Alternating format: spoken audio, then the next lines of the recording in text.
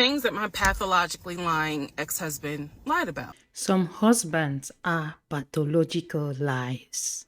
Guys, watch this woman talk about her ex-husband who was a pathological liar who lied about just everything. Okay, so things that my pathologically lying ex-husband lied about. Backstory. I'm gonna try to get as much of this as I can into this video, because I hate when people say follow for part 2, but I'm gonna try. All right, backstory number 1. We met in March of 2020. Lockdown. Georgia got shut down, locked down 2.5 weeks later. We got married January of 2021, and we were divorced August of 2021. So keep in mind that this story is spanning March of 2020 until about June of 2021, because I kicked him out the house on his birthday. So we met online, Facebook dating and Hinge. I will never do online dating again, but that is where I met him. My tire blew on 285 just before Boulder Crest, on my way to our first date. Clearly that was a sign. I didn't listen. But my tire blew, and he met me at a gas station. We were supposed to be meeting at Cheesecake Factory, but because the tire blew, he met me at a gas station, fixed my tire, then took me to go get another tire, paid for it. And I just thought, oh my God, this is the beginning of a beautiful romantic story. Boy, was I wrong. So, things he lied about. Every morning he would get on the phone with his brother. We'll call his brother John.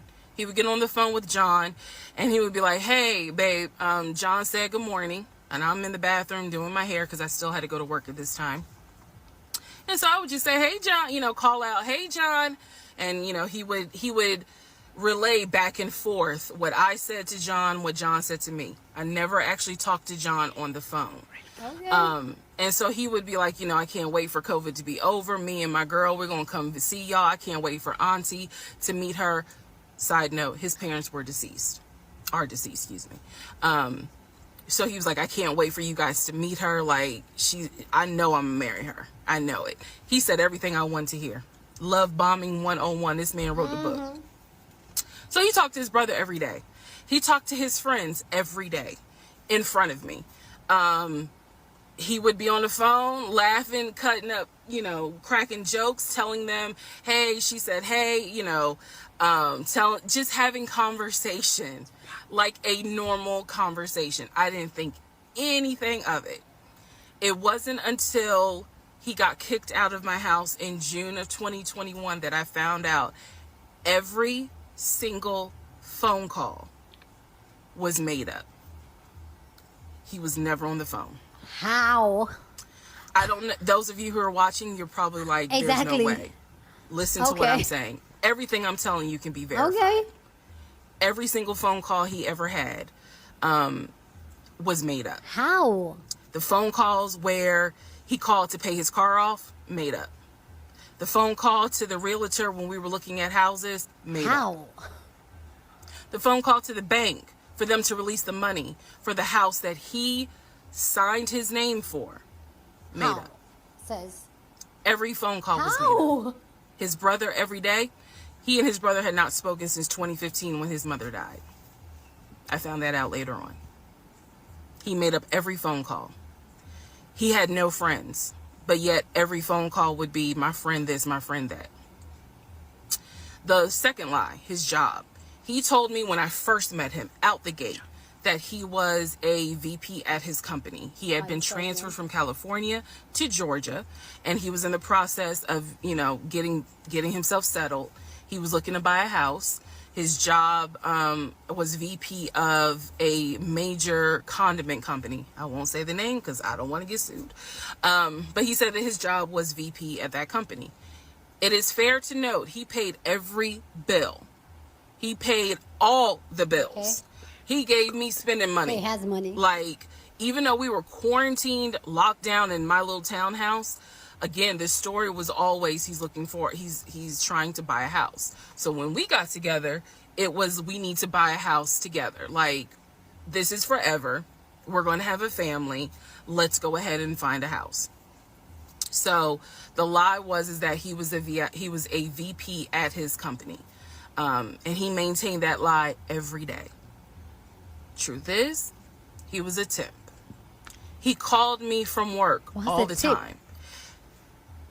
I may have to make a different video to explain how he was able to lie with the work stuff. So he would call me and he would pretend to reprimand employees who couldn't see that he had a Bluetooth thing in his ear. He would pretend to reprimand them in front of me.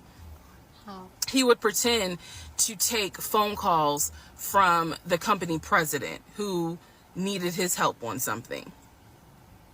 He forged emails that he showed me from the company president asking him, you know, we need to get this up and running. We need to do this project. We need to do that. It is scary how brilliant he was and how much energy he put into the lie. But he was a temp. He was a temp forklift driver. There's nothing wrong with a forklift driver. Okay. But he was pretending to be a VP. Third lie, housing. He told me he was looking to buy a house. We got together and we started looking at houses.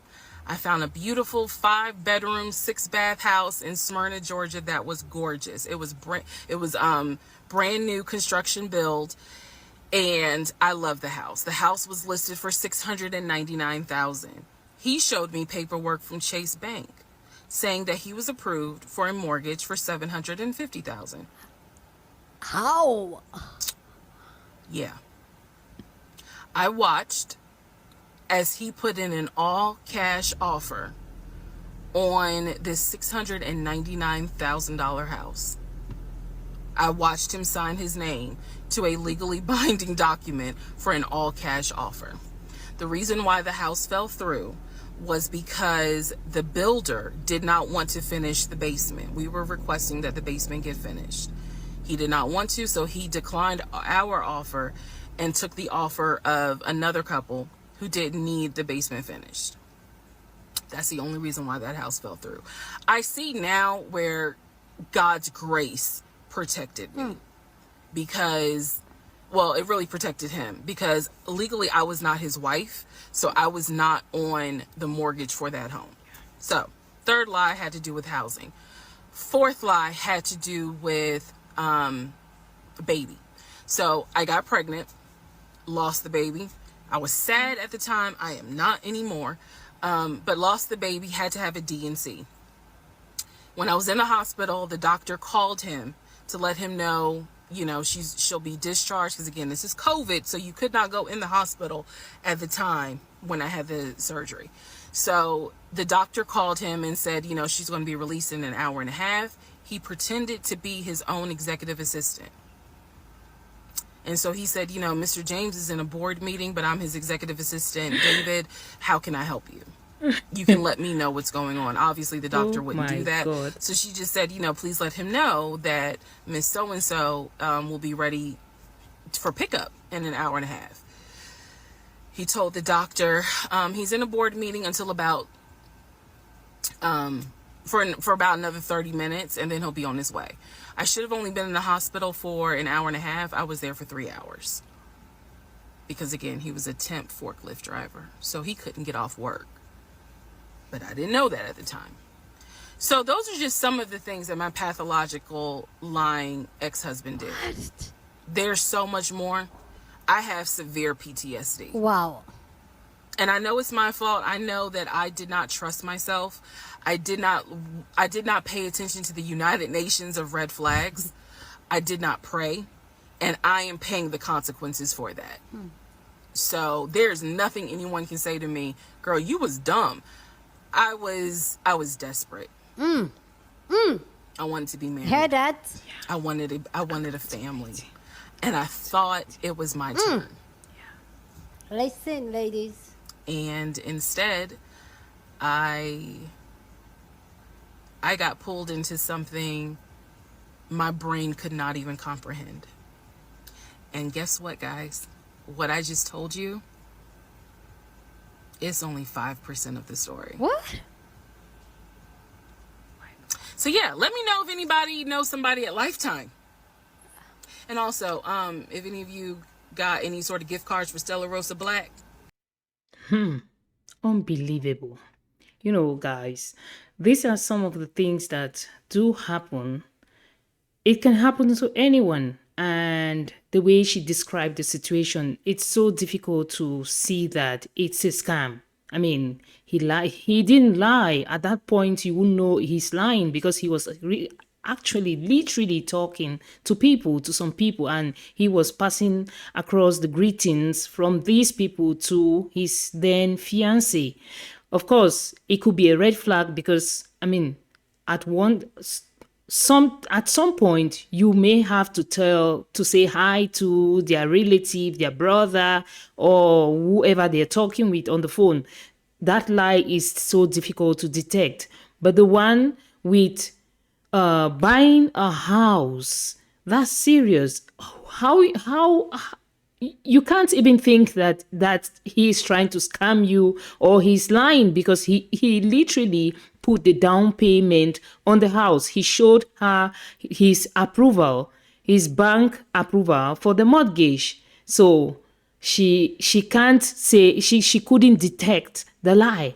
And also, she talked about him pretending that he was like a boss and he had subordinates and he called them on phone and all that. It's so difficult to predict, to know that he's lying, because he was literally talking to these people and reprimanding them on the phone. Guys, this is unbelievable. I've heard so many stories. I've heard of so many stories where men misled women into relationship, even to marriage, having kids, like starting a family, and they later found out that it was all a scam. He manipulated them to do it. But in her case, why would any man do this to a woman? Why? Because he was paying the bills. What was his motive? What was the motive behind all this? And she said, this is just the tip of the iceberg. There is much more to this story. Has this ever happened to you? Or do you have any friend who have gone through this kind of situation? Guys, feel free. Let's continue the conversation in the comment section. Until next time, see you all. Bye. Do not forget to subscribe. Thank you. Bye.